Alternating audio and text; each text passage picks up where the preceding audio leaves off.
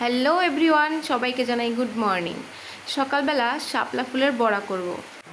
বেছে ধুয়ে নিয়েছি। এবার এর মধ্যে চালের গুঁড়ো, হলুদ গুঁড়ো, লঙ্কা গুঁড়ো, সামান্য একটু লবণ দিয়ে এবার সামান্য জল দিয়ে ভালো করে চটকে মাখতে হবে। একবারে বেশি জল দেওয়া যাবে না, অল্প অল্প জল দিয়ে মাখতে হবে। মাখা হয়ে গেছে। এবার প্যানের মধ্যে তেল দিয়ে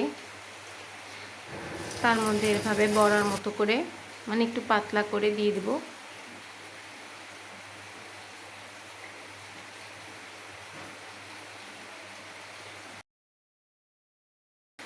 এবার এপিট ওপিট ঘুরিয়ে লাল করে ভেজে নিলেই তৈরি শাপলা ফুলের বড়া।